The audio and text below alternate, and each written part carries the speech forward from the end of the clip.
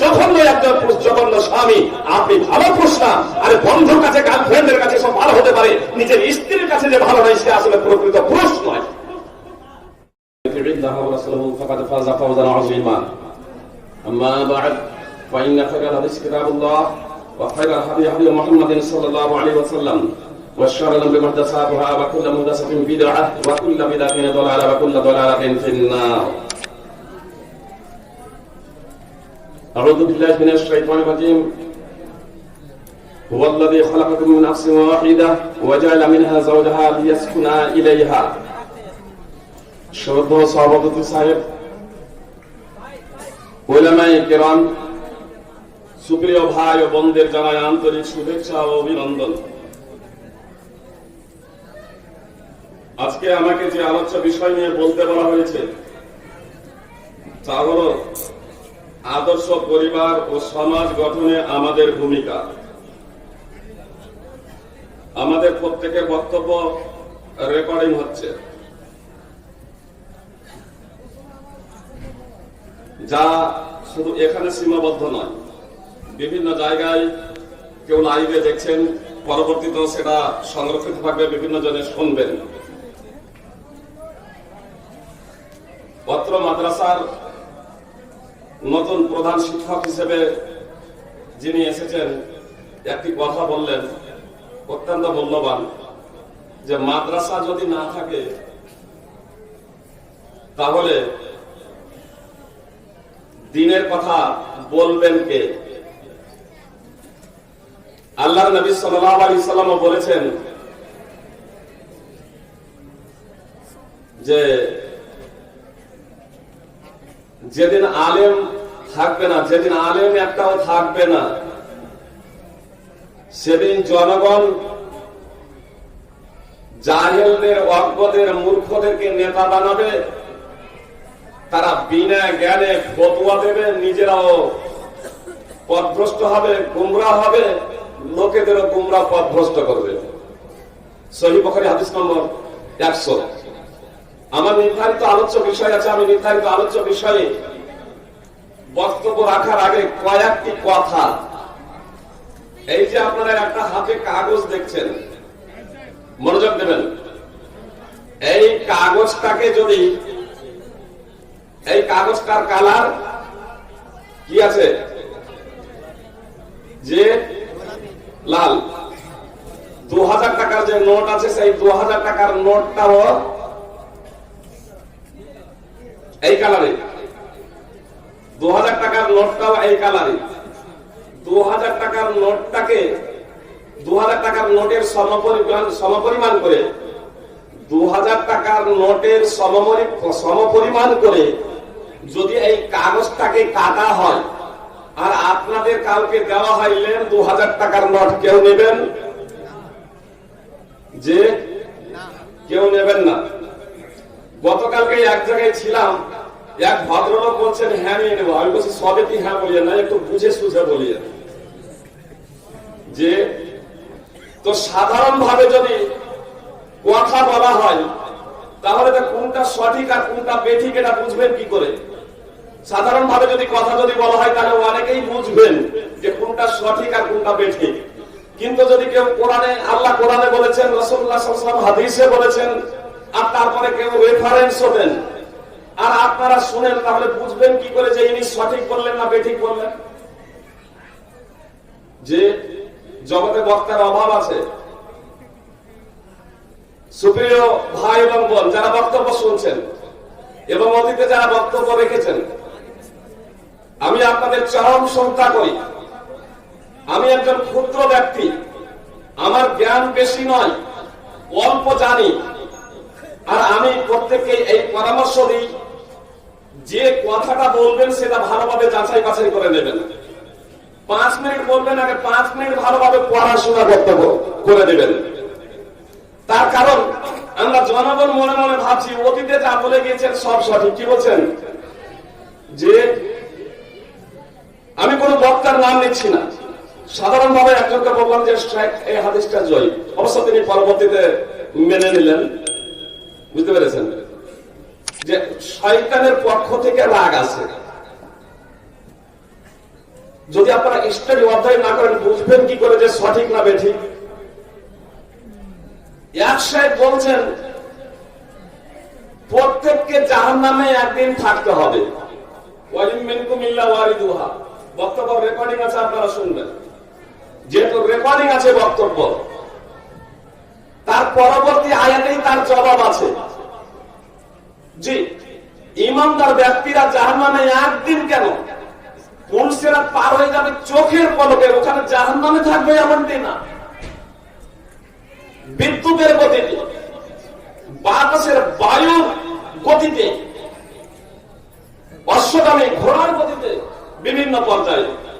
সহিহ বুখারী হাদিস নম্বর ৭৪৩৯। পবিত্র কোরআনের আয়াত, আয়াতের পরে ওয়ায়ুমিনকুমিল্লা ওয়ারিদুহার পরে যে আয়াত রয়েছে, সেই পরে সূরা মারইয়াম 19 নম্বর সূরার 71 এবং 72 নম্বর আয়াত তাফসীর সহ দ্রষ্টব্য। আসলে আমি কারো সমালোচনা করার লক্ষ্য উদ্দেশ্য নয়। আসলে একটা জিনিস আমরা যে এখানে শিখতে এসেছি, নিতে এসেছি, যদি ভুল যদি নিয়ে যাই, দ্বিতীয়ত এটা চতুর্দিকে ছড়াচ্ছে, লাইভ হচ্ছে। বলবে এখানে একটা মাদ্রাসায় যদি ভুলভাল যদি শিক্ষা দেওয়া হয় তাহলে সঠিক কোন জায়গাতে হবে? সুপ্রিয় ভাই এবং বোন, আমরা 5 মিনিট কথা বলি না কেন, এটা সাধারণ ব্যক্তি হিসেবে ভুল হতে পারে, আবার বড়দেরও ভুল হতে পারে, আলেমদেরও ভুল হতে পারে। আমার যে ভুল হবে না এমনটি না। বক্তব্য রেকর্ডিং হচ্ছে, আপনারা রেকর্ডিং করবেন, নোট করবেন, পবিত্র কোরআন সুন্নাহ মিলিয়ে দেখে নেবেন, পবিত্র কোরআন এবং সুন্নাহ তার ব্যাখ্যা এবং বিশ্লেষণ দেখবেন। 5 মিনিট 10 মিনিট যদি বক্তব্য সাধারণ ভাবে যদি বলি, যেমন সাধারণ ভাবে একটা কথা বলি যে ইহুদি সারা পৃথিবী শাসন করছে, ইহুদি সারা পৃথিবী শাসন করছে, দাজ্জাল ইহুদি। যে অনেকেই বলে থাকেন, ফেসবুক ইউটিউবে আপনারা অনেক কিছু পাবেন।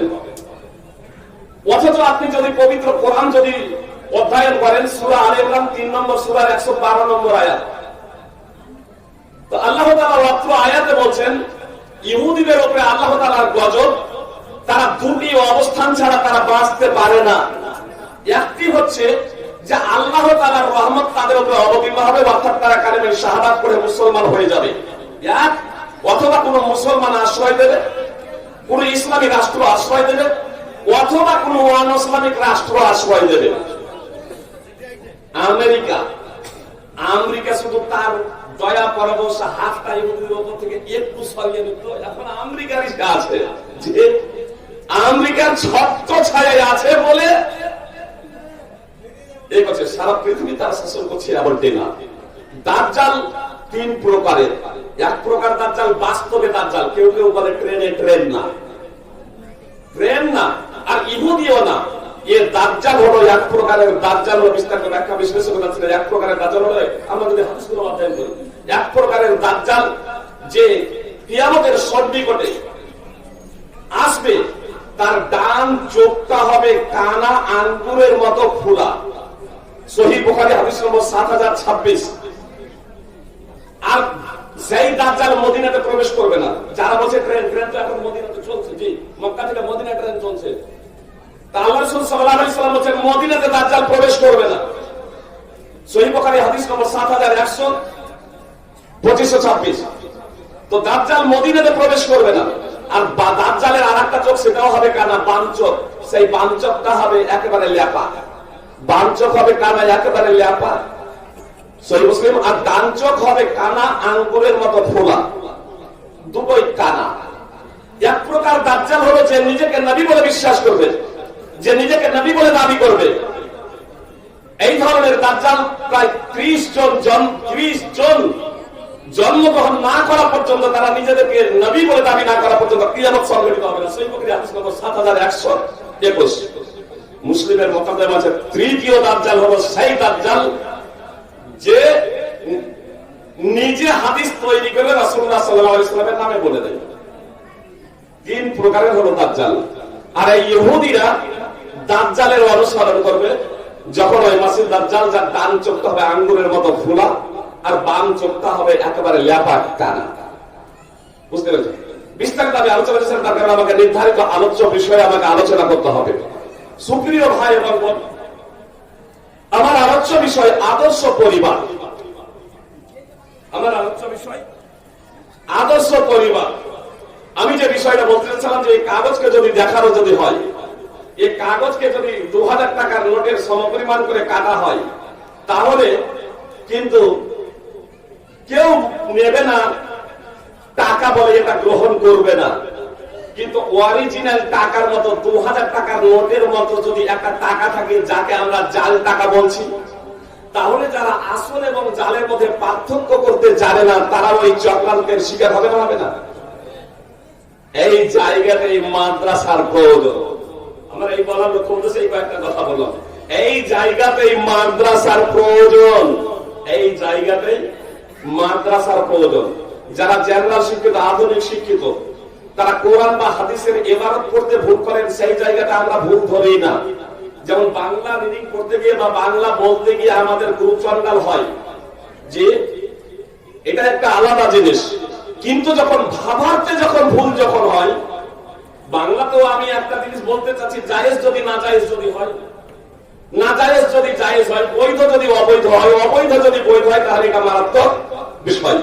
কোন ভাবে কোরআন এবং হাদিসের যখন ভাবার্থ ব্যাখ্যা বিশ্লেষণ যখন ভুল যখন করবো, তখন এটা মারাত্মক বিষয়। এজন্য আমাদেরকে কোরআন এবং সুন্নাহ যথাযথভাবে অধ্যয়ন করতে হবে, জিজ্ঞেস করে নিতে হবে বড়দেরকে, আলেমদেরকে, যারা জানি না, যারা জানে তাদের কাছ থেকে। আবু মুসা আশআরী রাদিয়াল্লাহু তাআলা আনহু বলছেন, আবু মুসা আশআরী রাদিয়াল্লাহু তাআলা আনহু বলছেন, মা আশকালা আলাইনা আসহাব রাসূলুল্লাহ সাল্লাল্লাহু আলাইহি ওয়াসাল্লাম হাদিসুন কাত ইল্লা ওয়াজাদনা ইনদাহু ইল্লা ওয়াজাদনা। মাইশা রাদিয়াল্লাহু তাআলা আনহা, আয়েশা রাদিয়াল্লাহু তাআলা আনহা প্রসঙ্গে আবু মুসা আশআরী রাদিয়াল্লাহু তাআলা আনহু বলছেন, মা আশকালা আলাইনা আসহাব রাসূলুল্লাহ সাল্লাল্লাহু আলাইহি ওয়াসাল্লাম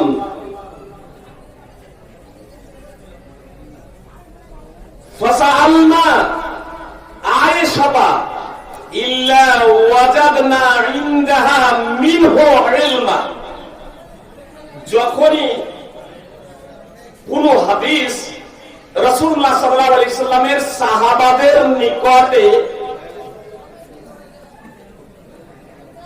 বোধগম্য করা, বুঝা কষ্টসাধ্য হতো। আবু মুসা আশআরী কি বলছেন দেখুন, যে আল্লাহ রাসূল সাল্লাল্লাহু আলাইহি সাল্লামের সাহাবী, অর্থাৎ আমরা সাহাবায়ে কেরাম, আমাদের সাহাবায়ে কেরাম, আবু মুসা আশআরী রাদিয়াল্লাহু তাআলা আনহু বলছেন, আমাদের সাহাবায়ে কেরামদের নিকটে যখন রাসূলুল্লাহ সাল্লাল্লাহু আলাইহি সাল্লামের কোন হাদিস বুঝতে অসুবিধা হতো, কষ্টসাধ্য হতো, তার ভাবার্থ অনুধাবন করতে পারতাম না, তখন মায়েশা সিদ্দিকা রাদিয়াল্লাহু তাআলা আনহাকে জিজ্ঞাসা করতাম, মায়েশা রাদিয়াল্লাহু তাআলা আনহাকে জিজ্ঞাসা করতাম, আর মায়েশা রাদিয়াল্লাহু তাআলা আনহার কাছে তার সমাধান পেয়ে যেতাম। সুনানে তিরমিজি হাদিস নম্বর 3883। যেহেতু আমার আলোচ্য বিষয় হচ্ছে আদর্শ পরিবার ও সমাজ গঠনে আমাদের ভূমিকা, মহিলাদের ছেড়ে দিয়ে, নারীদের ছেড়ে দিয়ে আদর্শ পরিবার কোনোদিনই সম্ভব নয়। আমার মা ও বোনদেরকে ইসলামী শিক্ষা থেকে বঞ্চিত রেখে আদর্শ পরিবার সমাজ গঠনে আমাদের ভূমিকা পালন যথাযথ কোনোদিনই সম্ভব নয়। আজ হাজার হাজার ছেলেদের জন্য শিক্ষা প্রতিষ্ঠান গড়ে তুলেছি, কিন্তু আমার মা ও বোনেদের জন্য শিক্ষা প্রতিষ্ঠান অতীব নগণ্য।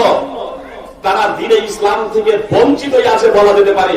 আর ফলস্বরূপে আমরা দেখছি আমাদের সন্তান সন্ততি, ছেলে মেয়েরা অযোগ্য উত্তরসূরি আমাদের হচ্ছে।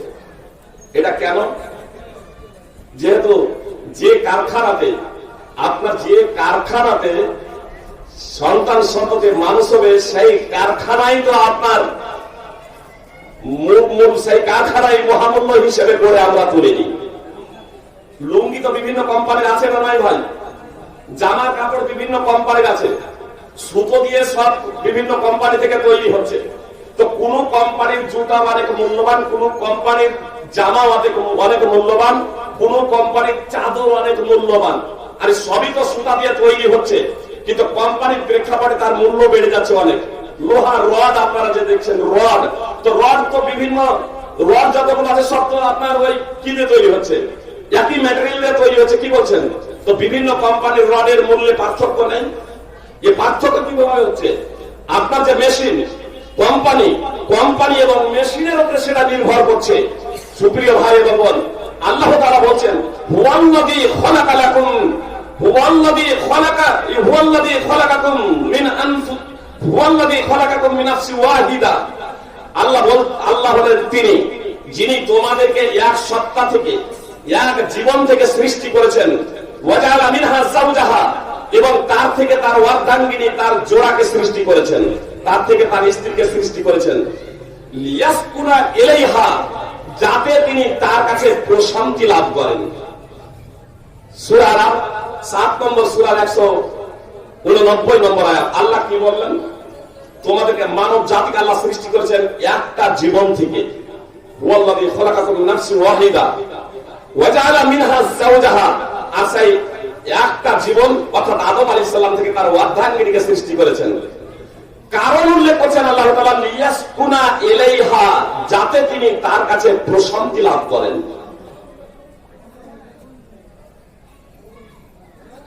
আদর্শ পরিবার, পরিবার কাকে বলে এর সংজ্ঞা প্রদান করতে গিয়ে অনেকেই অনেক সংজ্ঞা প্রদান করেছেন। সংক্ষিপ্ত পরিসরে যে কথাগুলো বলবো আমি খুব সাধারণ ভাবে বলি। পরিবার সাধারণত তৈরি হয় স্বামী স্ত্রী দিয়ে। স্বামী স্ত্রী, দেখুন আদম আলাইহিস সালাম একাই ছিলেন, তখন পরিবার নয়। আল্লাহ তাআলা যখন আদম আলাইহিস সালামের অর্ধাঙ্গিনীকে সৃষ্টি করলেন তখন তারা হলেন পরিবার, একটা পরিবার। তো প্রথমে স্বামী স্ত্রী, তারপর সন্তান সন্ততি, পিতা মাতাকে নিয়েও কখনো পরিবার হয়। আবার বিভিন্ন গোত্রে বিভিন্ন পরিবারকে নিয়ে যখন এক জায়গাতে রান্না বান্না ইত্যাদি সবকিছু করে, কাজ কর্ম সবকিছু করে, তখন তাদের নিয়ে একটা পরিবার হয়। পরিবারের বিভিন্ন স্তর আছে। আমি এখানে শুধুমাত্র স্বামী স্ত্রী, সন্তান সন্ততি, পিতা মাতা, একে নিয়ে পরিবার আপনাদের সম্মুখে আলোচনা করব। স্বামী স্ত্রী সন্তান সন্ততি পরিবার আপনাদের বুঝতে সুবিধা হবে। মনে করো আমি, আমার স্ত্রী আছে, আমার সন্তান সন্ততি আছে, আমি সেপারেট, পৃথক আমার আব্বা থেকে। উদাহরণ দিচ্ছি, আমার আব্বা থেকে আমি পৃথক জীবন যাপন করছি। আমি যদি একটা কুরবানি যদি করি, একটা গরু বা একটা ছাগল বা একটা উট যদি কুরবানি দিই, তাহলে সেই উট বা গরু ছাগলটা আমার পক্ষ থেকে, আমার পরিবারের পক্ষ থেকে যথেষ্ট। আমি যেহেতু ভিন্ন, সেপারেট একটা পরিবার, এজন্য আমার পিতা মাতা তাতে অংশগ্রহণ করবে না সকলের ঐক্যমতেই। তার কারণ পিতা মাতা আমার পরিবারের অন্তর্ভুক্ত নয়। আমার পরিবারের অন্তর্ভুক্ত হলো আমার স্ত্রী, আমার সন্তান সন্ততি। একটা পর্যায়ে আমার পিতা মাতা আমার পরিবারের অন্তর্ভুক্ত হবে কখন? যখন আমার পিতা মাতা বার্ধক্যে উপনীত হয়েছে, বুড়ো বুড়ি হয়ে গেছে, বৃদ্ধ বৃদ্ধা হয়ে গেছে, আমার অধীনেই খাওয়া দাওয়া করে, আমার অধীনেই আমার পিতা মাতা খাওয়া দাওয়া করছে, আমার স্ত্রী ছেলে মেয়েদের সাথে খাওয়া দাওয়া করছে, আমার স্ত্রী সন্তান সন্ততিদের সাথে তার ভরণ পোষণের দায়িত্ব আমার উপরে অর্পিত হয়েছে। যখন বৃদ্ধ বৃদ্ধা হয়ে গেছে, পুরোপুরি হয়ে গেছে, এবার যখন আমি একটা গরু ছাগল উট কুরবানি দিচ্ছি, আগের নিয়েতেই আমার পক্ষ থেকে এবং আমার পরিবারের পক্ষ থেকে স্ত্রী সন্তান সন্ততি ছেলে মেয়ে এবং পিতা মাতা যারা এখন আমার হাঁড়িতে খাওয়া দাওয়া করে, যাদের ভরণ পোষণের দায়িত্ব এখন আমার উপরে, তারাও তার অন্তর্ভুক্ত, অর্থাৎ তারাও সেই কুরবানির নেকি পাবে। সৌদি ফতোয়া কমিটির ফতোয়ার জন্য দায়মা দ্রষ্টব্য। তাহলে পরিবার আমরা বুঝতে পারলাম।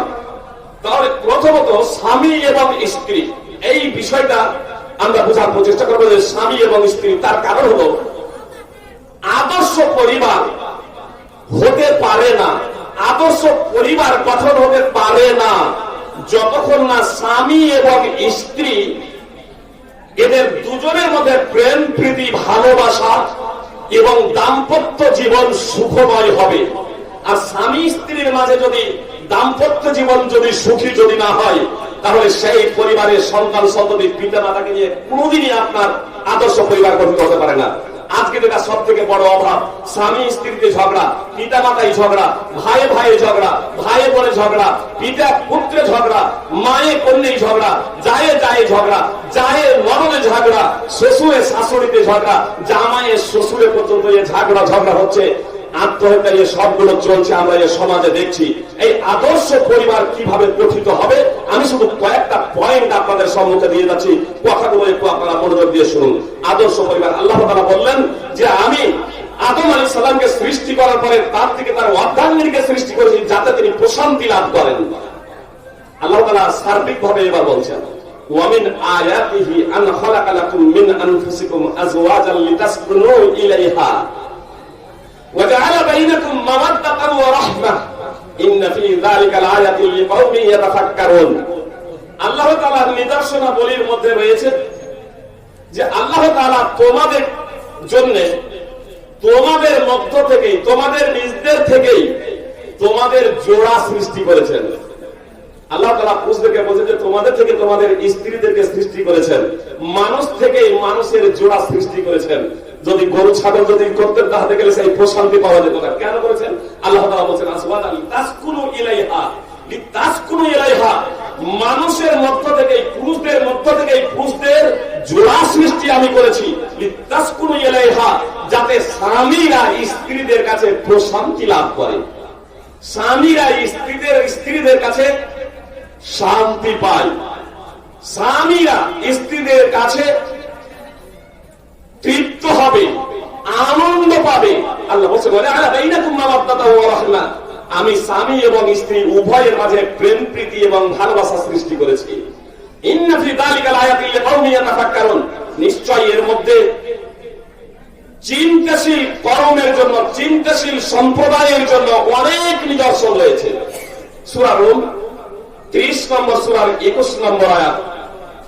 তো আল্লাহ তাআলা স্বামী এবং স্ত্রী, পুরুষদের থেকে স্ত্রীদেরকে সৃষ্টি করেছেন, পুরুষ থেকে মহিলাদেরকে সৃষ্টি করেছেন যাতে স্বামীরা স্ত্রীদের কাছে প্রশান্তি পায়, তৃপ্তি পায়, আনন্দ পায়। এর জন্য আল্লাহ তাআলা পুরুষদের থেকে মহিলাদেরকে সৃষ্টি করেছেন এবং তাদের মধ্যে প্রেম প্রীতি এবং ভালোবাসা সৃষ্টি করেছেন। আজকে আমাদের মধ্যে ভালোবাসা নেই কেন? কারণগুলো আমাদের চিহ্নিত করতে হবে। এই যে সহশিক্ষা, অনেকেই বলি নারীদের ইসলামী শিক্ষা দিতে হবে না, তার কারণ এটা ফিতনার যুগে। এই যুগে নারীরা শিক্ষা অর্জন করতে গেলে ফিতনার সম্মুখীন হবে। জি, আপনি নারীদেরকে ইসলামী শিক্ষা দেবেন না তো কলেজ ইউনিভার্সিটিতে তারা পড়াশোনা করবে বেপরদা হয়ে। করছে না কি বলছেন? বেপরদা হয়ে পড়াশোনা করছে, সহশিক্ষার মাধ্যমে পড়াশিক্ষা করছে। এই সহশিক্ষা আমাদের কি উপহার দিয়েছে? নৈতিক চরিত্রের অবনতি, নৈতিক চরিত্রের অবনতি, দাম্পত্য জীবনে অশান্তি, সামাজিক কর্মক্রিয়ায় বিশৃঙ্খলা, আত্মহত্যা সহ নানা মহাব্যাধি আমাদেরকে উপহার দিয়েছে। এই সহশিক্ষার মাধ্যমে একজন নারী একাধিক পুরুষের সাথে মিলিত হয়, একজন নারী একাধিক পুরুষের সাথে। আপনারা পত্র পত্রিকায় অহরহ দেখছেন, জি, ইদানিং আপনার কোচবিহারে একজন পুরুষের সাথে একই সাথে তার বাড়িতে 4 জন প্রেমিকা উপস্থিত, একই সাথে একই দিনে একই টাইমে 4 জন প্রেমিকা। কেউ আগে জানতো না যে ও মনে ভাবছে আমার সাথেই শুধু প্রেম করছে, আমার সাথেই শুধু সে প্রেম করছে। 4 জন প্রেমিকা একই সাথে উপস্থিত। পরিশেষে সেই ভদ্রলোক যে প্রেম করছিল ঘরে ঢুকে গিয়ে আত্মহত্যা করলো। বিয়ে যদি ওর সাথে হয় তাহলে ও আপনার সুখের জীবন সাধারণত হয় না। আপনারা দেখছেন অহরহ এসব ঘটনা ঘটছে, কিছুদিন চলছে, তারপরে দাম্পত্য জীবন যে আকর্ষণ ছিল সেটাই বিকর্ষণে পরিণত হয়েছে। তার কারণ বিভিন্ন যে মধুকে সে বিভিন্ন মধু যে সংগ্রহ করেছে, সে তখন আর একজন নিয়ে সে সন্তুষ্ট থাকতে চায় না। স্বামী স্ত্রীর মধ্যে কলহ বিবাদ। আজকে আপনারা দেখছেন ওই সহশিক্ষার কারণে, সহশিক্ষার মাধ্যম দিয়ে আপনার স্ত্রী স্বামীকে হত্যা করছে, স্বামী স্ত্রীকে হত্যা করছে। কি বলছেন? তার কারণ স্ত্রীর আগে থেকে প্রেম আছে, ওর মনমতো যদি বিয়ে যদি না হয়, স্বামীকে কোনো অবস্থায় মেনে নেয় না। অনুরূপভাবে স্বামীর অন্য কোনো মেয়ের সাথে আপনার প্রেম ছিল, ভালোবাসা ছিল, আপনার যে অভিভাবক তার সাথে বিয়ে দেবে না, আবার সেও সেই স্ত্রীটাকে মেনে নিতে পারে না, গোপনে তাদের প্রেম চলে, পরিশেষে পথ থেকে কাঁটা ফাটানোর জন্য স্বামী স্ত্রীকে হত্যা করছে, স্ত্রী স্বামীকে হত্যা করছে। এসব অহরহ আমরা দেখছি। সহশিক্ষা, ইসলাম কি নারীদের শিক্ষার কথা বলেনি? মা যদি আদর্শনীয় না হয়, তার কারণ আদর্শ পরিবার যদি বানাতে যদি হয়, তোর আদর্শ পরিবার যদি বানাতে হয়, ছেলে মেয়ে প্রকৃত মানুষ হয়ে গড়ে উঠবে প্রথমে কার কাছে বলেন? বাপের কাছে না মায়ের কাছে? আপনারা প্রধান শিক্ষককে নিয়ে এসেছেন, কোয়ার্টার দেননি, সপ্তাহে একদিন বাড়ি যাবেন।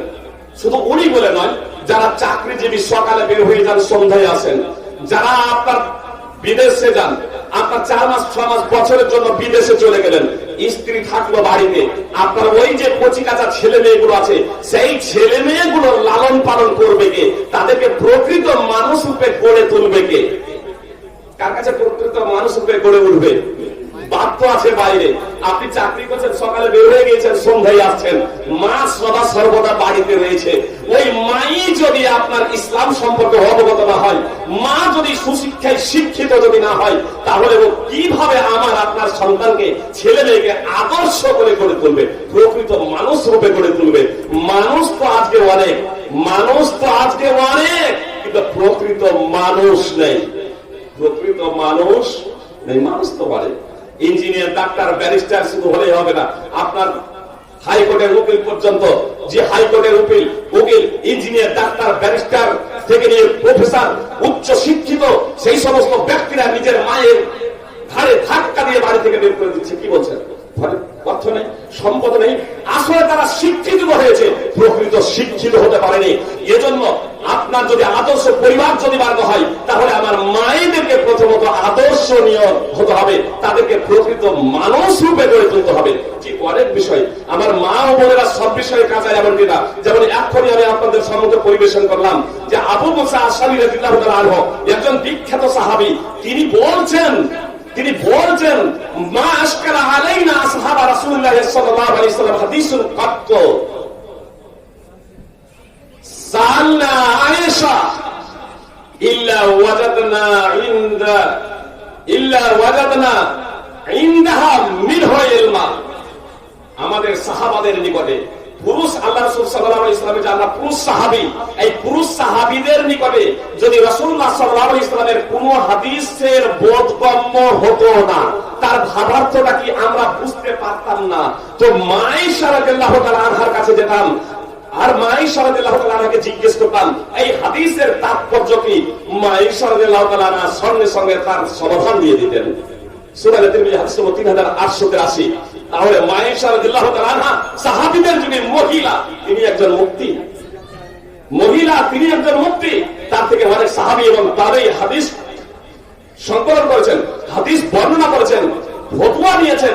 সুপ্রিয় ভাই এবং বোন, তাহলে আমার মাদেরকে আদর্শ পরিবার যদি গঠন যদি করতে যদি হয়, তাহলে প্রথমত আমাদের মাদেরকে, আমাদের বোনেদেরকে ইসলামী শিক্ষায় সুশিক্ষিত করে তুলতে হবে। তাহলে আপনার ওই প্রোডাক্ট থেকে আদর্শ পরিবার গঠিত হবে। স্বামী স্ত্রীর মধ্যে ভালোবাসা না হওয়ার অনেক কারণ আছে,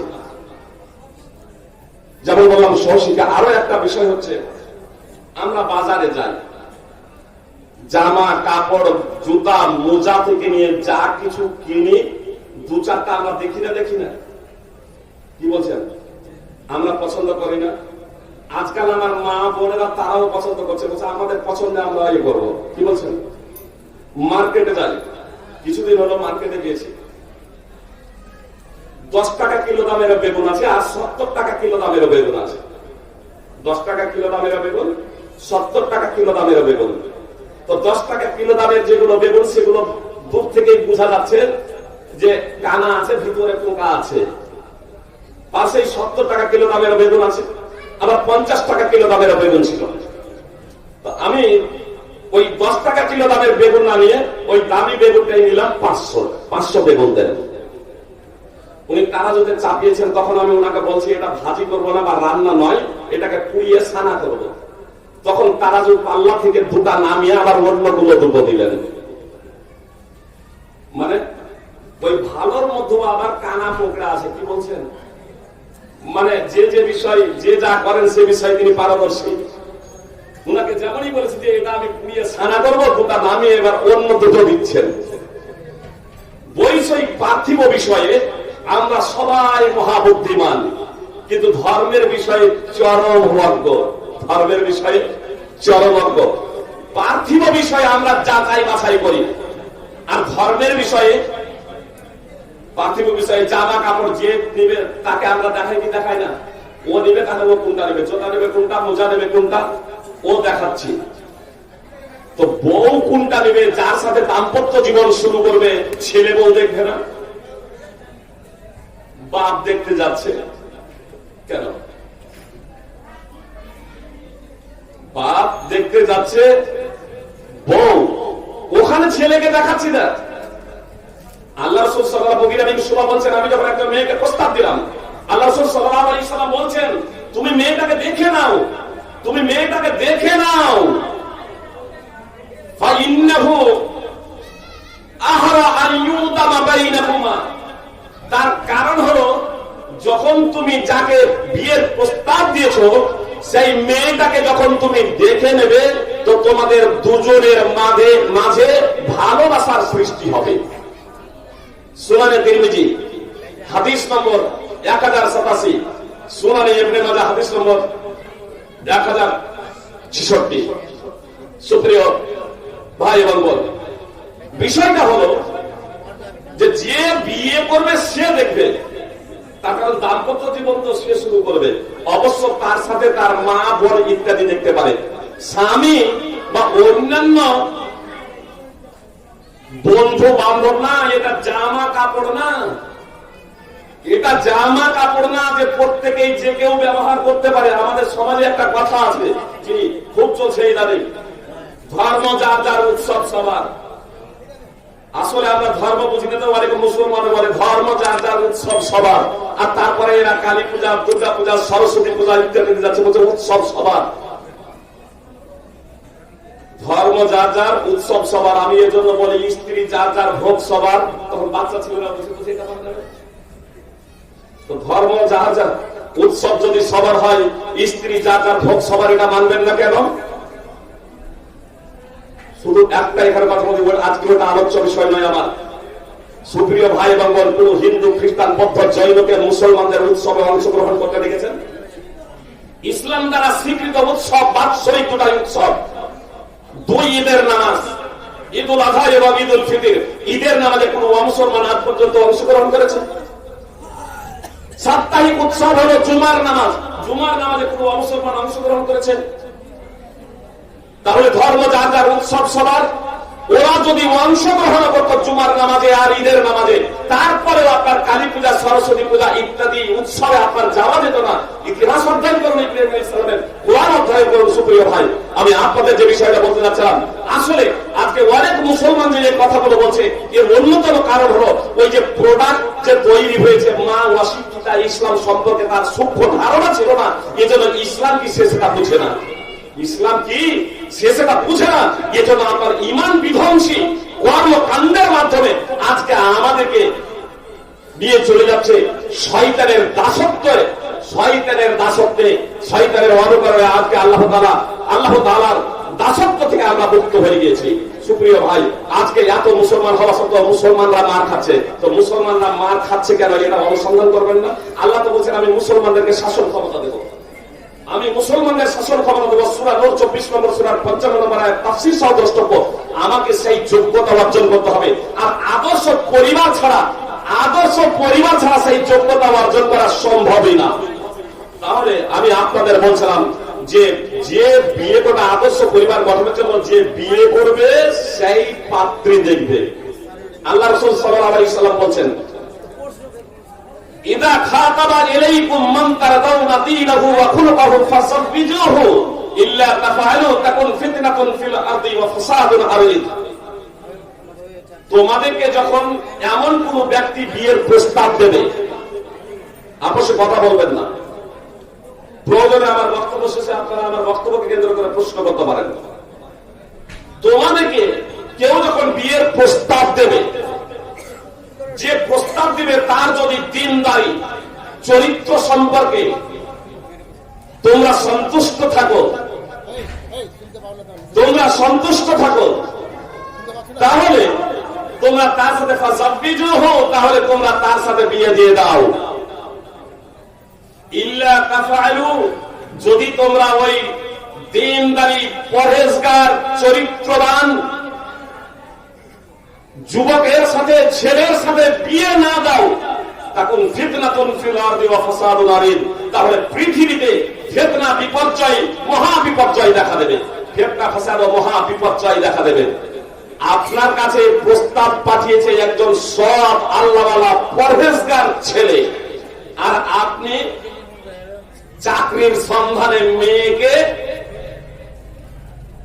যে বেগুনের বিছন করার মতো আপনি পোড়াচ্ছেন, যে হলুদ হয়ে যাচ্ছে, হলুদ হয়ে যাচ্ছে, পরিশেষে মেয়ে বের হয়ে চলে যাচ্ছে, তখন বলছেন সেই মেয়ের প্রতি আমি সন্তুষ্ট না, আমি রাজি না, ওকে আমি ত্যায্য কন্যা করলাম।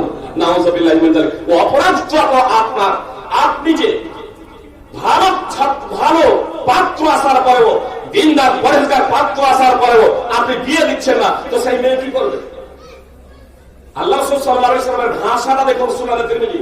আল্লাহ রাসূল সাল্লাল্লাহু আলাইহি ওয়াসাল্লাম বলেন বিয়ে দিয়ে দাও, নইলে ফিতনা ফাসাদ পৃথিবীতে সৃষ্টি হবে, মহা বিপর্যয় দেখা দেবে। মহা বিপর্যয় হচ্ছে সুপ্রিয় ভাই। আল্লাহ রাসূল সাল্লাল্লাহু আলাইহি ওয়াসাল্লাম বললেন তুনকাহুল মারআতু লিআরবা, চারটি বিষয় দেখে মেয়েদের বিয়ে হয়ে থাকে। কথাটা খুব ভালোভাবে বোঝার চেষ্টা করুন, তার কারণে অনেকে অনুবাদ করে দেয় তোমরা চারটি বিষয় দেখে মেয়েদের বিয়ে করো, এটা ভুল। তুনকাহু মুজালে মাজহুল শাহ, তুনকাহুল মারআতু লিআরবা, মেয়েদের বিয়ে হয়ে থাকে চারটি বিষয়ের প্রতি লক্ষ্য রেখে। আল্লাহ রাসূল সাল্লাল্লাহু আলাইহি ওয়াসাল্লাম সমাজের একটা চিত্র বর্ণনা করছেন যে মেয়েদের বিয়ে হয়ে থাকে চারটি জিনিস দেখে, লিমালিহা ওয়ালি জামালিহা ওয়ালি হাসাবিহা ওয়ালি দীনিহা ফাজফার বিযাতিদ দ্বীন। সহিহ বুখারী হাদিস নম্বর 5090 এবং সহিহ মুসলিম। আল্লাহ রাসূল সাল্লাল্লাহু আলাইহি ওয়াসাল্লাম বললেন একজন মহিলার বিয়ে হয়ে থাকে, একজন মেয়ের বিয়ে হয়ে থাকে চারটি জিনিস দেখে, সম্পদ, সৌন্দর্য, বংশমর্যাদা, দ্বীনদারি, ধর্ম।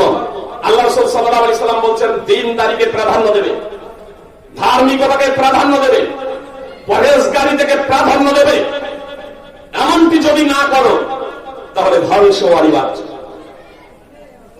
আল্লাহ রাসূল সাল্লাল্লাহু আলাইহি ওয়াসাল্লাম দ্বীনদারিতাকে পরহেজগারিতাকে প্রাধান্য দিতে বললেন। আর আজকে আমরা প্রাধান্য কাকে দিচ্ছি? সুন্দর মেয়েটার রং কেমন, দিনদারি থাক আর না থাক, পরহেজগারিতা থাক আর না থাক। সুপ্রিয় ভাই এবং বোন, যদি এই চামড়াটা যদি সাদা যদি হয় আর হৃদয়টা যদি কলুষিত হয়, তাহলে লাভটা কি? তাহলে লাভটা কি? হ্যাঁ, দিনদারিতা ও পরহেজগারিতার সাথে বাকি বিষয়গুলো যদি একত্রিত হয়ে যায় সেটা স্বতন্ত্র ব্যাপার। পরহেজগারিতা কোনো অবস্থাতেই যাতে মাইনাস না যায়, দিনদারিতা যদি কোনো অবস্থাতেই মাইনাস না যায়। সুপ্রিয় ভাই, আপনার মেয়ে নামাজি, কিভাবে আপনি একজন বেনামাজির সাথে বিয়ে দেন? চাকরি করে বলে রুজির মালিক কি? আমরা মানুষকে বানিয়ে নিয়েছি। আপনি হীনমন্যতায় ভুগছেন কেন? যে যারা চাকরি করছে তারা সুখ স্বাচ্ছন্দ্য আছে। যদি চাকরি করলে সুখ স্বাচ্ছন্দ্য যদি থাকে, তাহলে অশান্তি তাদের মধ্যে আছে কেন? আত্মহত্যা করছে কেন? কোটি কোটি টাকা সত্ত্বেও। সুপ্রিয় ভাই এবং বোন, দাম্পত্য জীবন সুখী জীবন, আদর্শ জীবন, আদর্শ পরিবার হলো একটা আলাদা বিষয়, আর আপনার ধন সম্পদ সেটা একটা আলাদা বিষয়। ধন সম্পদ থাকলেই সুখী হওয়া যায় না, ধন সম্পদ থাকলেই সুখী হওয়া যায় না। আমি সাধারণভাবে জিজ্ঞেস করছি, যিনি আপনার প্রফেসর বা প্রধানমন্ত্রী, রাষ্ট্রপতি, মুখ্যমন্ত্রী, যিনি নামাজ পড়েন না, তাকে ফজরের নামাজের পরে কত সকালে ঘুম থেকে উঠবে না, সকাল 9টায় যাবেন, গিয়ে জিজ্ঞেস করবেন হুজুর ভালো আছেন? আরে আজকে মন মেজাজটাই ভালো নাই। যিনি মসজিদে ইমামতি করছেন 5,000 10,000 টাকা মাইনা পাচ্ছেন, তাকে গিয়ে আপনি ফজরের নামাজের পরে জিজ্ঞেস করেন ইমাম সাহেব ভালো আছেন? আলহামদুলিল্লাহ খুবই ভালো আছি। পত্র পত্রিকা আপনারা অধ্যয়ন করছেন, দেখেছেন আজ পর্যন্ত কোন মসজিদের ইমাম, কোন আলেম আত্মহত্যা করেছে দেখেছেন? কিন্তু ইঞ্জিনিয়ার, ব্যারিস্টার, ডাক্তার তারা আত্মহত্যা করেছে না করেনি? এমনকি শ্রীরামচন্দ্র প্রসঙ্গেও উল্লেখ আছে যে তিনি আত্মহত্যা করেছেন। জি, আপনার দক্ষিণ ভারতের রজনীশ, ভগবান রজনীশ যাকে ভগবান বলে আখ্যায়িত করা হয়েছিল, সেই ভগবান রজনীশও আপনার সমুদ্রে আত্মহত্যা করলো, ধর্মযাজক আত্মহত্যা করেছে। কিন্তু কোন আলেম মৌলবী মওলানাকে আপনারা দেখতে পাবেন না দেশে আত্মহত্যা করেছে। আমার তো নজরে নেই, যদি আপনাদের থাকে তাহলে বলবেন কেন? কেন? এর জবাব পরবর্তীতে ইনশাআল্লাহ কখনো দেব, যখন কোরআনের মাহাত্ম্য নিয়ে আপনাদের সম্মুখে আলোচনা করব। আমি আপনাদের যে বিষয়টা বলতে চাচ্ছি, যে দাম্পত্য জীবন, আদর্শ পরিবার গঠনের জন্য প্রথমত নির্বাচন স্ত্রীকে সঠিকভাবে করতে হবে। স্ত্রী নির্বাচন দিনদার, পরহেজগার, দিনদারিতা ও পরহেজগারিতা প্রাধান্য দিতে হবে। যখন আমরা দিনদারিতা ও পরহেজগারিতা প্রাধান্য দিলাম, এবার স্বামী স্ত্রীর দাম্পত্য জীবনের প্রসঙ্গে যেহেতু টাইমকে সামনে রেখে বক্তব্য দিতে হবে, এই জন্য খুব ছোট ছোট করে কথাগুলো বলছি। হুন্না লিবাসুল লাকুম ওয়া আনতুম লিবাসুল লাহুন। আল্লাহ বলছেন হুন্না লিবাসুল লাকুম ওয়া আনতুম লিবাসুল লাহুন।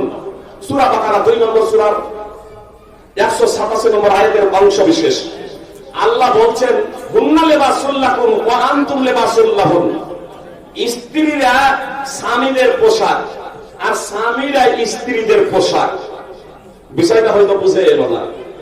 স্ত্রীরা স্বামীদের পোশাক আর স্বামীরা স্ত্রীদের পোশাক। পোশাক যেমন আমরা নিজেরা পছন্দ করি, স্বামী স্ত্রীকে পছন্দ করবে, স্ত্রী স্বামীকে পছন্দ করবে, এদের মধ্যে প্রেম প্রীতি ভালোবাসা সৃষ্টি হবে। বুঝতে পেরেছেন? স্ত্রীরা স্বামীদের পোশাক, স্বামীরা স্ত্রীদের পোশাক। জি, পোশাক কখনো কখনো ময়লা হয়। কি বলছেন? ময়লা হয় না? হয় না? পোশাক ময়লা হয়। পোশাক যখন ময়লা হয় তখন তা আমরা দূরে ছুঁড়ে ফেলে দিই না পরিষ্কার করি? পোশাক যদি ময়লা হয়ে যায় আমরা পরিষ্কার পরিচ্ছন্ন করি। স্বামী হলো স্ত্রীর পোশাক, স্ত্রী হলো স্বামীর পোশাক। আমরা যখন বাইরে যখন থাকি তখন আমার পোশাকটা আমি পরিষ্কার করি। প্রত্যেকে আমরা যারা বাইরে থাকি নিজের নিজের পোশাক পরিষ্কার করি। তো স্বামী হলো স্ত্রীর পোশাক, স্ত্রী হলো স্বামীর পোশাক। স্বামীর মধ্যে যদি কিছু দোষ ত্রুটি থেকে থাকে, স্বামীর মধ্যে কিছু দোষ ত্রুটি থেকে থাকে, স্ত্রী তার সংস্কার সংশোধন করবে, তাকে পবিত্র করবে। আর স্ত্রীর মধ্যে যদি কিছু দোষ ত্রুটি থেকে থাকে তাহলে কথাই কথাই তালাক নয়, স্বামী সেই দোষ ত্রুটি পরিষ্কার পরিচ্ছন্ন করবে, তাকে পবিত্র করবে, পরিষ্কার ও পরিচ্ছন্ন করবে। তার কারণে স্ত্রী হলো স্বামীর পোশাক, স্বামীকে সেই পরিষ্কার পরিচ্ছন্ন করতে হবে। পোশাক দ্বারা কি হয়? পোশাক দ্বারা লজ্জার স্থান ঢাকা হয়। আপনার গরমের পোশাক থাকে, ঠান্ডার পোশাক থাকে, যুদ্ধাস্ত্রের পোশাক থাকে, পোশাক বিভিন্ন ধরনের হয়। তো স্বামী হলো স্ত্রীর পোশাক, স্ত্রী হলো স্বামীর পোশাক। মানে স্বামীর দ্বারা, আপন স্বামীর দ্বারা নিজের লজ্জা স্থানের হেফাজত করবে। নিজের লজ্জা স্থানের হেফাজত করবে কার দ্বারা? স্ত্রী। স্বামীর দ্বারা। পরপুরুষের মোহে পড়বে না, পরকীয়ায় লিপ্ত হবে না। অনেক পরিবার ধ্বংস হয়ে যাচ্ছে পরকীয়ায় লিপ্ত হয়ে। স্ত্রী হলো স্বামীর পোশাক, স্বামীর দ্বারা নিজের যৌন ক্ষুধা স্ত্রী নিবারণ করবে। অনুরূপ ভাবে স্বামী পরকীয়ায় লিপ্ত হবে না, বরং স্ত্রীর মাধ্যমে নিজের যৌন ক্ষুধা নিবারণ করবে। স্ত্রী হলো স্বামীর পোশাক, স্বামী হলো স্ত্রীর পোশাক। মানে স্ত্রীর হেফাজত স্বামী করবে আর স্বামীর হেফাজত স্ত্রী করবে। আমাদের দাম্পত্য জীবন সুখীময় হতে পারে আমরা যদি এই বিষয়গুলো, অনেকগুলো পয়েন্ট বলা যেতে পারে, এই বিষয়গুলোর প্রতি আমরা যদি নজর দিই, যদি আমরা গুরুত্ব দিই। স্বামীর কিছু ভুল হলে স্ত্রী একবারে গোটা গ্রামের চর্চা আর বলিস না। আর স্ত্রীর যদি কোনো দোষ ত্রুটি যদি ধরা যদি পড়ে তাহলে স্বামী এবার বিভিন্ন চায়ের দোকানে, ওই স্বামী স্ত্রী কখনো কি সুখীময় দাম্পত্য জীবন শুরু করতে পারে? ইবলিস শয়তান, আল্লাহ রাসূল সাল্লাল্লাহু আলাইহি ওয়াসাল্লাম বলেন ইবলিস শয়তান তার সিংহাসন পানির উপরে বিছিয়ে দেয়, আর পানির উপরে বিছিয়ে দেওয়ার পরে তার সৈন্য সামন্ত শয়তানদেরকে বিভিন্ন জায়গায় প্রেরণ করে, যাও মানব জাতিকে বিভ্রান্ত করো। তারপরে যখন ফিরে আসে তখন জিজ্ঞেস করে তুমি কি করেছো, একজন বলে আমি উমুক উমুক করেছি, তখন ইংলিশ বলে আরে তোমার দ্বারা বিশেষ কিছুই হয়নি। আরেকজনকে বলে তুমি কি করেছো, বলছে যে আমি অমুক অমুক কাজ করেছি, তোমার দ্বারা বিশেষ কিছু হয়নি। তখন একজন তখন বলে আমি একজন পুরুষের পিছনে আমি ততক্ষণ পর্যন্ত লেগেছিলাম যতক্ষণ না তাদের সুখময় দাম্পত্য জীবনে বিচ্ছেদ ঘটিয়েছি। পুরুষের পিছনে লেগেছিলাম আর সেই পুরুষটাকে স্ত্রীকে তালাক দিতে বাধ্য করেছি, যতক্ষণ না স্ত্রীকে তালাক দিয়েছে ততক্ষণ পর্যন্ত আমি তার পিছনেই লেগেছিলাম, তাকে সদা সর্বদা সুশ্রুতি দিতেই ছিলাম, সেই স্ত্রীকে তালাক দিয়ে দিয়েছে। তখন ইবলিস শয়তান দাঁড়িয়ে তাকে বুকে জড়িয়ে ধরে বলে তুমি একটা কাজ করেছো। সহিহ মুসলিম হাদিস নম্বর 2813, যে তালাক বিশেষ পরিস্থিতিতে কথাই নয় যে তালাক তোমাকে দিয়ে দিলাম, তালাক দিয়ে দিলাম। সুপ্রিয় ভাই এবং বোন, প্রোডাক্ট যদি ভালো যদি তৈরি যদি না হয়, ইসলাম সম্পর্কে যদি অবগত না হয়, প্রকৃত যদি ছেলে মেয়ে যদি মানুষ যদি না হয়, তাহলে ইসলামী বিধান জানবে কি করে? দোষটা তো আমাদের সুপ্রিয় ভাই। তো দাম্পত্য জীবনের জন্য স্বামী এবং স্ত্রী উভয়কে এক অপরের হেফাজত এবং সংরক্ষণ করতে হবে। রাসূলুল্লাহ সাল্লাল্লাহু আলাইহি ওয়াসাল্লাম বলেন লা ইয়াফরাক মুমিনুম মুমিনা ইন কারিহা মিনহা খুলকা রাদিয়া মিনহা আখার। কোন মুসলমান পুরুষ যাতে কোন মুসলমান মেয়েকে ঘৃণা না করে, যদি কোন মুসলমান পুরুষ যাতে কোন মুসলমান নারীকে ঘৃণা না করে, তার কোন গুণ দেখে, তার কোন দোষ ত্রুটি দেখে, তার কোন দোষ ত্রুটিকে সে যদি অপছন্দ করে, তাহলে তার অন্য গুণের মাধ্যমে, তার অন্য চরিত্রের মাধ্যমে, তার অন্য স্বভাবের মাধ্যমে সে সন্তুষ্ট হয়ে যাবে। সহিহ মুসলিম। এজন্য আমাদের স্ত্রীদের ঘৃণা করতে হবে না। আল্লাহ তাআলা বলেন ওয়াশিরহুন্না বিল মা'রুফ, স্ত্রীদের সাথে সৎভাবে ব্যবহার করো, স্ত্রীদের সাথে ভালো ব্যবহার করো, স্ত্রীদের সাথে ভালোভাবে জীবন যাপন করো। ফাইন কারিহতুমুহুন্না আসা আন তাকরাহু শাইআন ওয়া ইয়াজআলু ফীহি খায়রান কাসীরা। আর যদি তোমরা স্ত্রীদের অপছন্দ করো, সুপ্রিয় ভাই এবং বোন কথাটা মনোযোগ দিয়ে শুনবেন, আল্লাহ বলছেন তোমরা স্ত্রীদের সাথে সৎভাবে ভালোভাবে বসবাস করো, জীবন যাপন করো। আর যদি তোমরা স্ত্রীদের অপছন্দ করো, তাহলে এমন হতে পারে যে তোমরা এমন জিনিসকে অপছন্দ করছো যাতে আল্লাহ তাআলা অভূত কল্যাণ রাখবেন। সূরা নিসা 4 নম্বর সূরা 19 নম্বর আয়াত। আপনি যে স্ত্রীটাকে ঘৃণা করছেন কালো বলে, কদাকার বলে, কুৎসিত বলে, জি বাপ মা যদি বিয়ে দিয়ে দিয়েছে ভুল হয়ে গেছে, কথাটা খুব মনোযোগ দিয়ে শোনেন। স্ত্রী তো দেখা উচিত ছিল আপনি বিয়ে করবে আপনার, কিন্তু বাপ মাদের দেখার মাধ্যম দিয়ে যদি বিয়ে হয়ে গেছে আপনার পছন্দ নয়, বিয়ে যখন হয়ে গেছে মেনে নিয়ে আল্লাহ বলছেন তুমি অপছন্দ করছো, এমন তো হতে পারে যাকে তুমি অপছন্দ করেছো তার মধ্যে আল্লাহ তাআলা অভূত কল্যাণ রাখবেন। ওই স্ত্রীর গর্ভে আপনার সুসন্তান রাখবে, যে সুসন্তান আপনি যখন বৃদ্ধা যখন হয়ে যাবেন, আপনার যখন বুড়ি যখন হয়ে যাবেন, তখন আপনার লালন পালন করবে, যে আপনাদের লালন পালন করবে, আপনাদের দেখে সে বিরক্ত বোধ করবে না, ঘাড় ধাক্কা দিয়ে সে বের করে দেবে না। এই ধরনের সুসম্পদ তৈরি হতে পারে। জি মানুষ মরে যাওয়ার পরে সব আমল বন্ধ হয়ে যায়, 3টি ধারা অব্যাহত থাকে। ওয়ালাদিন সালিহিনের মুলা সৎ ছেলে মেয়ে যে পিতামাতার জন্য দোয়া করে। সহিহ মুসলিম হাদিস নম্বর 1631। হতে পারে আল্লাহ তাআলা যে মহিলাকে তুমি ঘৃণা করছো সেই মহিলার গর্ভে আপনার সেই নেক সন্তান, সেই সৎ ছেলে মেয়ে আল্লাহ তাআলা সৃষ্টি করবেন, আর তুমি তাকে ঘৃণা করে বিচ্ছেদ করে দিচ্ছ। এমনটি যাতে না হয়। দাম্পত্য জীবন আদর্শ পরিবারের জন্য সর্বপ্রথম হলো স্বামী স্ত্রী।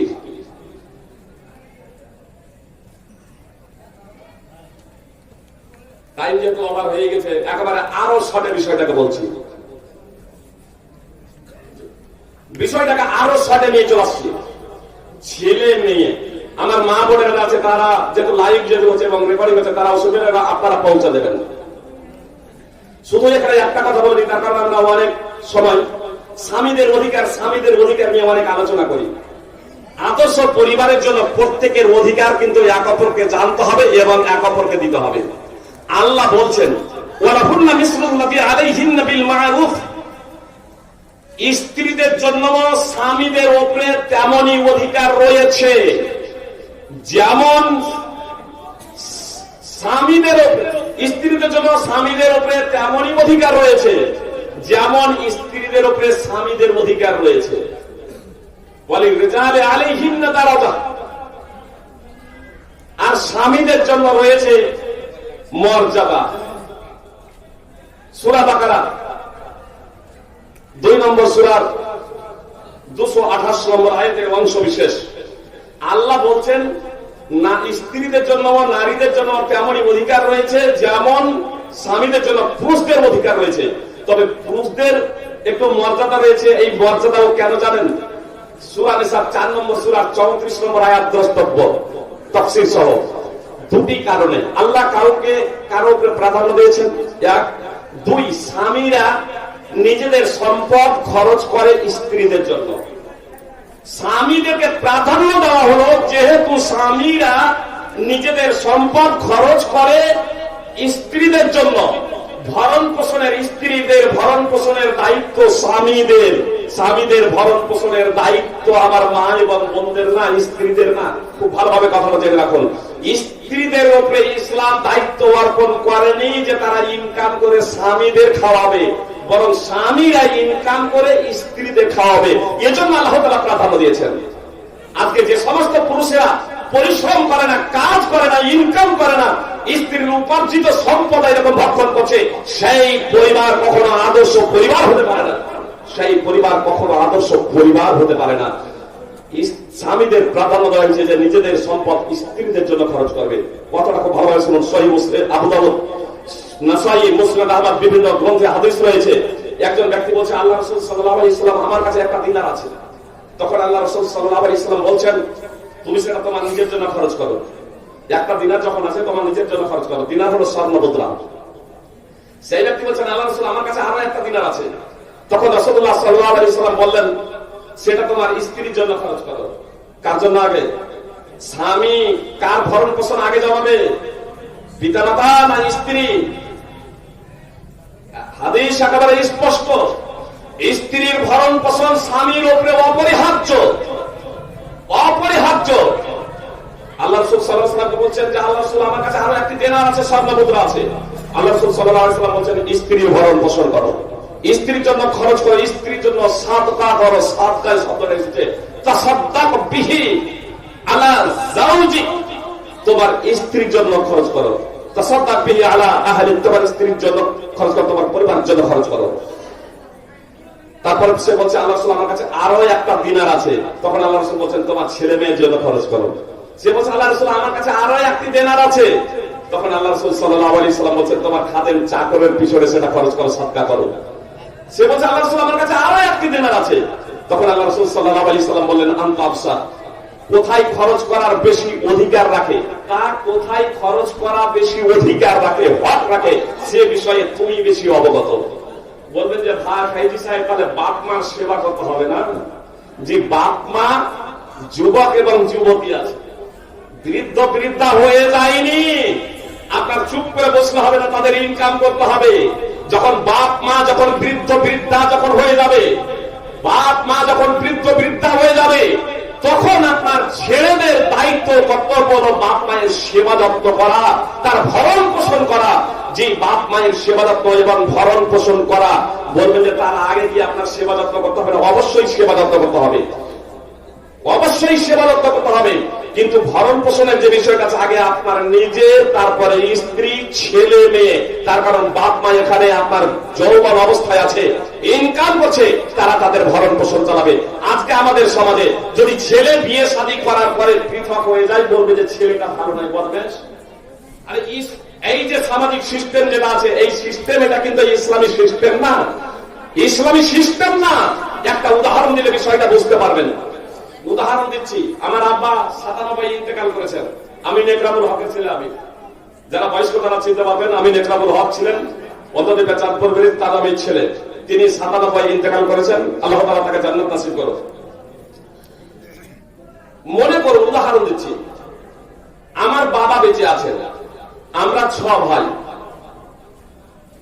আমি মারা গেলাম, আমার স্ত্রী আছে, সন্তান সন্ততি আছে। আমার বাবার জীবদ্দশায় আমি মারা গেলাম, আমার ভাইয়েরা বোনেরা আছে।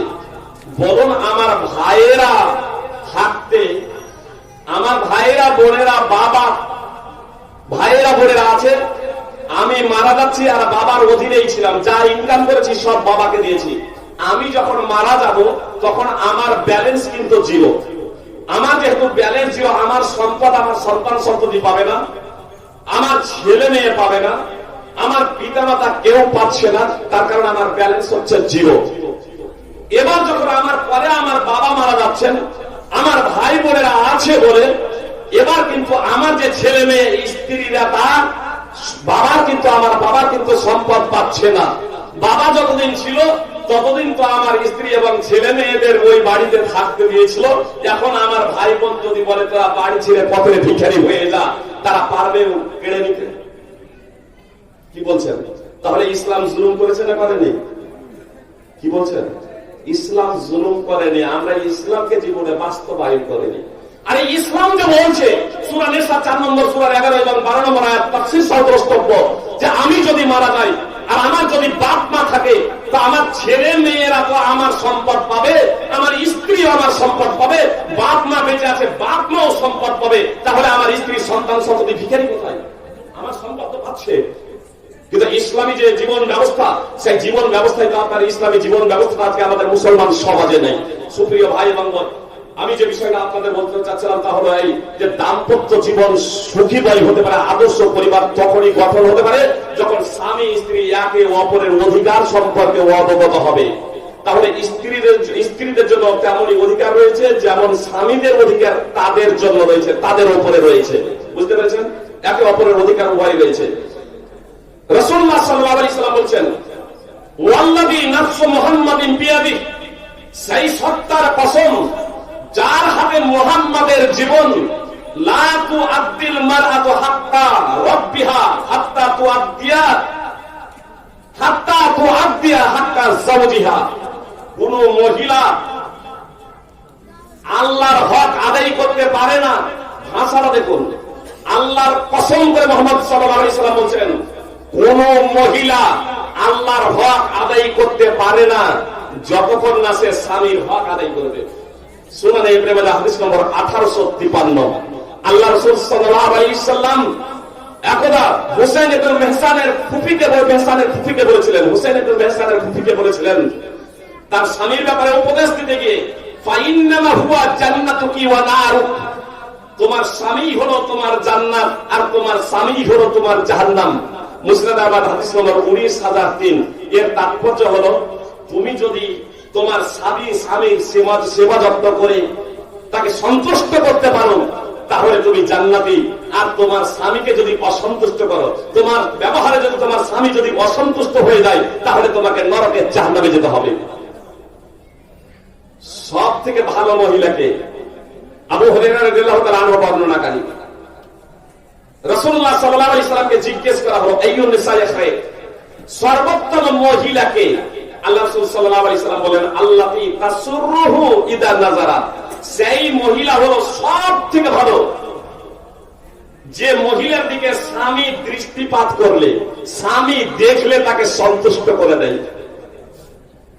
আজকে মহিলারা স্ত্রীদের অবস্থাটা দেখুন, বাইরে থেকে, স্কুল থেকে, মাদ্রাসা থেকে, বিদেশ থেকে স্বামী যখন আসে মুখখানা 5 কিলো হয়ে থাকে। সবারই না, অনেকেই সন্তুষ্ট করে দেয় স্বামীকে, অধিকাংশ। আর যদি খালাইতো ভাই, মামাইতো ভাই, বেগুন বিক্রেতা, চাদর বিক্রেতা যদি আসে, তাদের সাথে একবারে খোশ মেজাজে মুচকি হেসে তাদের সাথে আপনার গল্প চলছে। জি, বাজার মার্কেটিং করছে মুচকি মুচকি হেসে। আর আপন স্বামীর সাথে যেখানে মুচকি হাসার কথা ছিল, স্বামী দেখলেই যেখানে স্বামীকে মুচকি হেসে সন্তুষ্ট করে দেওয়ার কথা ছিল, সেখানে আপনার মনটাকে ভারী করে থাকে, মুখটাকে ভারী করে থাকে। আল্লাহ রাসূল সাল্লাল্লাহু আলাইহি ওয়াসাল্লাম বলেন, সর্বোত্তম মহিলা হলো সেই মহিলা যে স্বামী তার দিকে দেখলেই তাকে সন্তুষ্ট করে দেবে। ওয়া তুতিউহু ইদা আমারা, আর স্বামী যখন কোনো নির্দেশ দেবে তখন তা বাস্তবায়ন করবে। ওয়ালা তুখালিফুহু ফি নাফসিহা ওয়া মালিহি ফিমা ইয়াকরা, আর স্বামীর বিরুদ্ধাচরণ করবে না।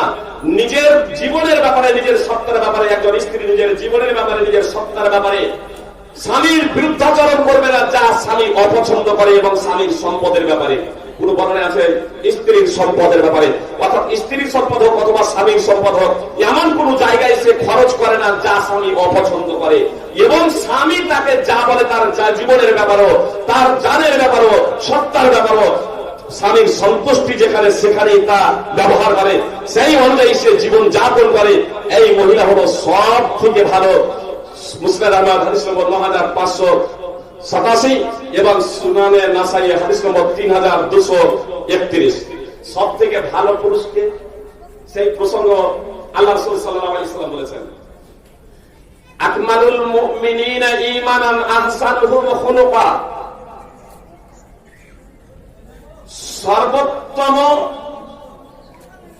সর্বোত্তম চরিত্রের অধিকারী যারা, ঈমানে পরিপূর্ণ ঈমানদার তারা। পরিপূর্ণ মুসলমান কে? পরিপূর্ণ মুসলমান হলো সেই ব্যক্তি যার চরিত্র যত সুন্দর, যে চরিত্রের দিক দিয়ে সর্বোত্তম যে চরিত্রের অধিকারী, সেই হলো পূর্ণাঙ্গ মুসলিম।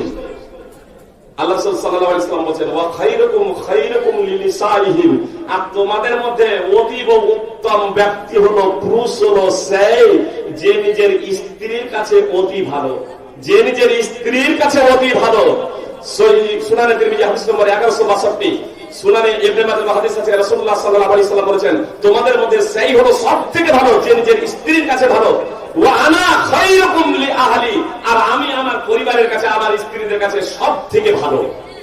সুনানে ইবনে মাজাহ হাদিস নম্বর 1977। আপনার বন্ধু বান্ধব যখন আসছে, গার্লফ্রেন্ড যখন আসছে, তখন খুব হাসি খেয়াল, হাসি ঠাট্টা সব চলছে।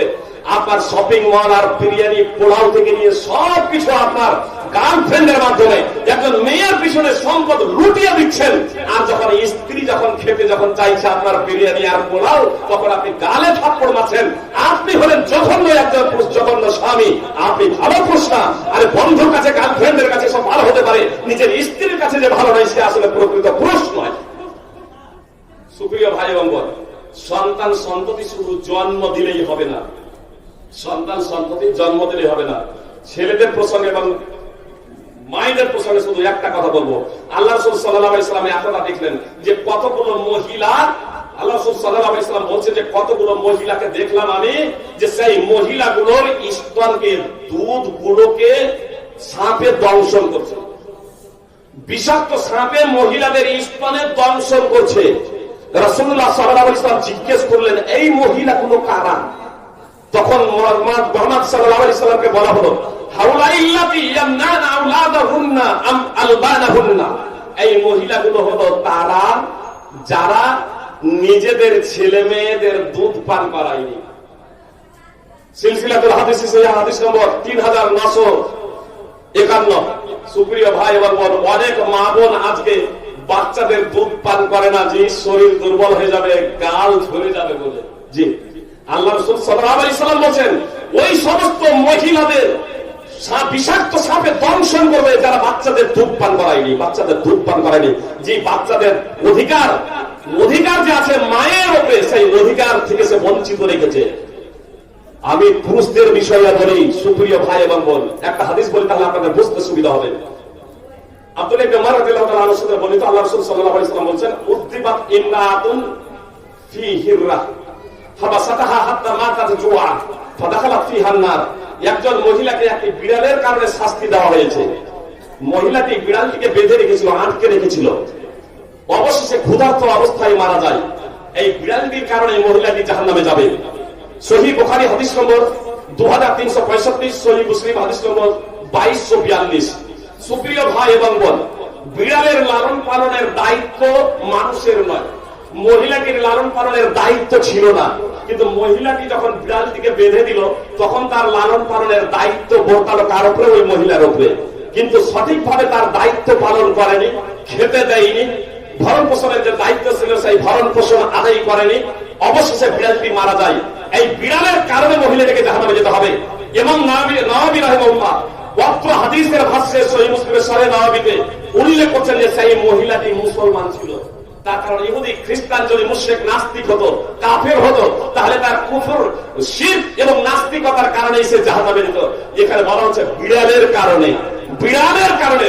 তবে ভরণ পোষণের যে দায়িত্ব ছিল ওই মহিলার উপরে বেঁধে দেওয়ার কারণে, দায়িত্ব পালন না করার কারণে তাকে নরকে জাহান্নামে যেতে হচ্ছে।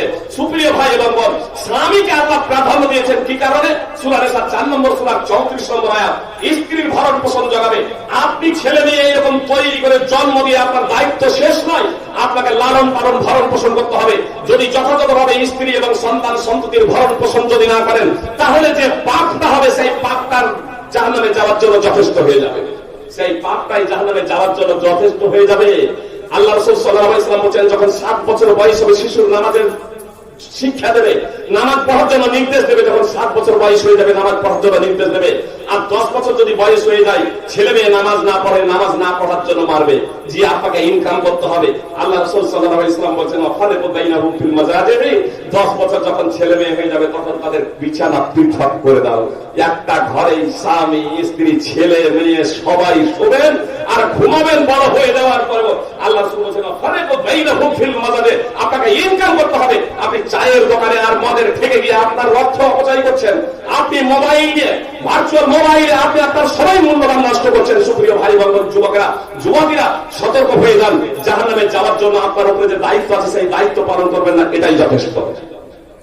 পিতামাতার প্রসঙ্গে আপনারা কোরআনের আয়াত সূরা বনী ইসরাঈল 17 নম্বর সূরা 23 এবং 24 নম্বর আয়াত তাফসীর সহ দ্রষ্টব্য, এবং সূরা লোকমান 31 নম্বর সূরা 14 এবং 15 নম্বর আয়াত।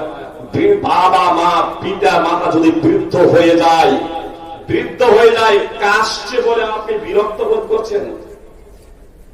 স্ত্রীর জন্য তো ভালো ভালো খাবার আসছে, শাশুড়ি শ্বশুরের জন্য আপনার ইলিশ মাছ আর মিষ্টি, বেদানা, আপেল সবকিছু যাচ্ছে, আর নিজের মায়ের মা বাবার কাশি শুনে ঠান্ডা লেগেছে, একটু কাশছে বলে আপনি বিরক্ত বোধ করছেন।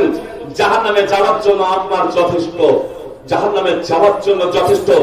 জিহাদের মাহাত্ম্য মর্যাদা আপনারা অনেক শুনেছেন। আল্লাহ রাসূল সাল্লাল্লাহু আলাইহি ওয়াসাল্লামের নিকটে এসে একজন ব্যক্তি বলছে, আল্লাহ রাসূল, আমি জিহাদে যেতে চাই। আল্লাহ রাসূল সাল্লাল্লাহু আলাইহি ওয়াসাল্লাম জিজ্ঞেস করলেন, তোমার কি পিতামাতা আছে? সে বলল, আছে। আল্লাহ রাসূল সাল্লাল্লাহু আলাইহি ওয়াসাল্লাম তখন বললেন, ফাফিহিমা ফাজাহিদ, যাও তোমার পিতামাতার সেবায় তুমি সংগ্রাম করো, তোমার সংগ্রাম বা পরিশ্রমটা তোমার পিতামাতার সেবায় তুমি খরচ করো। সহিহ বুখারী হাদিস নম্বর 5972, সহিহ মুসলিমে হাদিস রয়েছে। পিতা মাতা বৃদ্ধ বৃদ্ধা হয়ে যাওয়ার পরে ও পর্যন্ত এমন কোন আচরণ করা যাবে না, এমন কোন কথা বলা যাবে না, এমন কোন অঙ্গ ভঙ্গি করা যাবে না যে কারণে পিতা মাতার মনে হৃদয়ে কষ্ট হবে। সুপ্রিয় ভাই এবং বোন, একজন ব্যক্তি বলছে, আল্লাহ রাসূল জাহিমা রাদিয়াল্লাহু তাআলা আনহা বলছেন, আল্লাহ রাসূল, আমি জিহাদে যেতে চাই, আপনার কাছে পরামর্শ নেওয়ার জন্য এসেছি। আল্লাহ রাসূল সাল্লাল্লাহু আলাইহি সাল্লাম বললেন, হাল মিন উম, তোমার কি মা আছে? আল্লাহ রাসূল সাল্লাল্লাহু আলাইহি সাল্লাম সে বলল, আল্লাহ রাসূল, আমার মা জীবিত আছে। আল্লাহ রাসূল সাল্লাল্লাহু আলাইহি সাল্লাম বললেন, যাও ইলজামহা ফাইনাল জান্নাতা তাহতা রিজলিহা, যাও তুমি তোমার মায়ের সেবায় নিয়োজিত থাকো। জিহাদের ময়দান তোমাকে যেতে হবে না, তার কারণ তোমার মায়ের 2 পায়ের নিচে রয়েছে জান্নাত। 2 পায়ের নিচে জান্নাত এমনটি না, এর তাৎপর্য হলো তোমার মায়ের সেবার মাধ্যম দিয়েই তুমি জান্নাতে যাবে। যাও তোমার মায়ের যদি সেবা করো জান্নাতে যাবে, আর তোমার মা যদি তোমার প্রতি অসন্তুষ্ট হয়ে যায়, জান্নাতে যাওয়ার জন্য যথেষ্ট। সুনানে নাসাই হাদিস নম্বর 4103।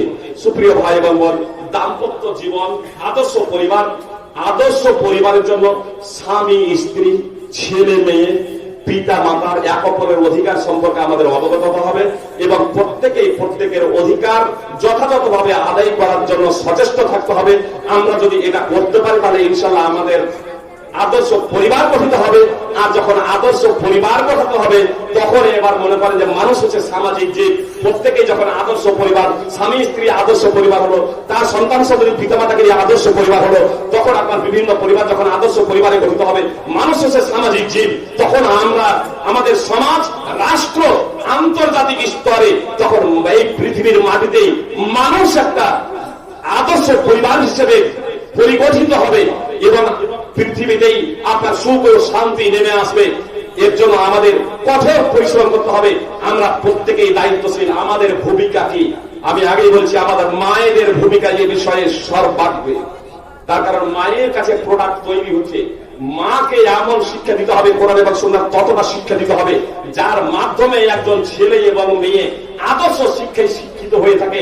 ইসলামী শিক্ষায় শিক্ষিত নয় বলে যদি আপনার ভূত দেখিয়া ঘুম পাড়ায়, যদি বিড়াল দেখিয়া ভয় দেখায়, তাহলে সিংহের সাথে জঙ্গলে গর্জন করবে কি করে? যে রাত্রে বলছে আরে ভূত আসবে ঘুম যা, যে কি করে হবে?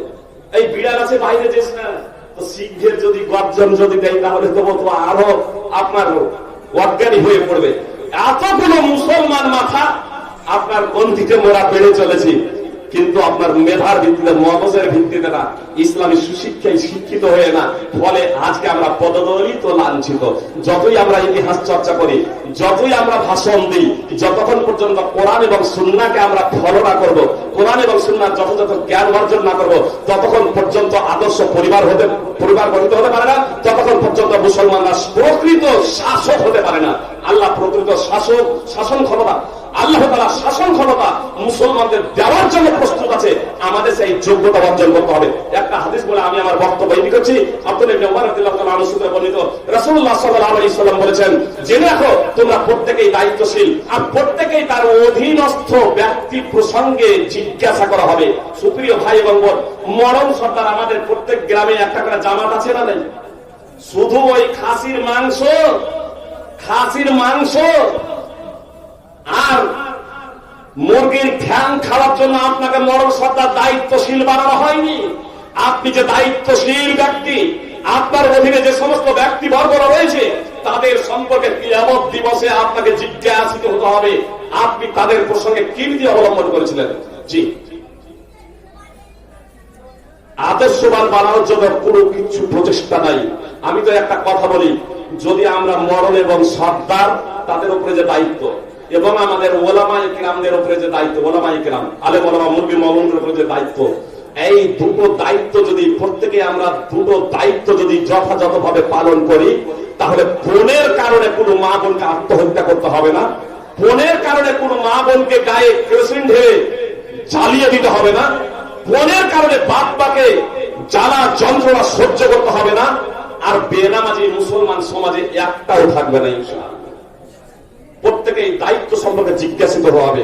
স্বামী তার পরিবার সম্পর্কে জিজ্ঞাসিত হবে, স্বামী তার পরিবার সম্পর্কে জিজ্ঞাসিত হবে, স্ত্রী স্বামীর সম্পদ এবং তার সন্তান সন্ততি সম্পর্কে জিজ্ঞাসিত হবে। এক কথায় প্রত্যেকেই দায়িত্বশীল, আর প্রত্যেকেই তার দায়িত্ব প্রসঙ্গে জিজ্ঞেস করা হবে। সহিহ বুখারী হাদিস নম্বর 5200, সহিহ মুসলিম সহ বিভিন্ন হাদিস গ্রন্থে রয়েছে। এটা কত গুরুত্বপূর্ণ, ইমাম বুখারী রাহিমাহুল্লাহ অন্তত 8 বার হাদিস থেকে বর্ণনা করেছেন, 8 বার হাদিস থেকে বর্ণনা করেছেন, বারবার হাদিস ঘুরিয়ে নিয়ে এসেছেন। অত্যন্ত গুরুত্বপূর্ণ। সুপ্রিয় ভাই এবং বোন, আমাদের প্রত্যেকেই বলা হলো কুল্লুকুম রাঈন ওয়া কুল্লুকুম মাসউলুন আন রাইয়াতিহি, তোমরা প্রত্যেকেই দায়িত্বশীল, আর প্রত্যেকেই তার দায়িত্ব প্রসঙ্গে, তার অধীনস্থদের প্রসঙ্গে জিজ্ঞেস করা হবে।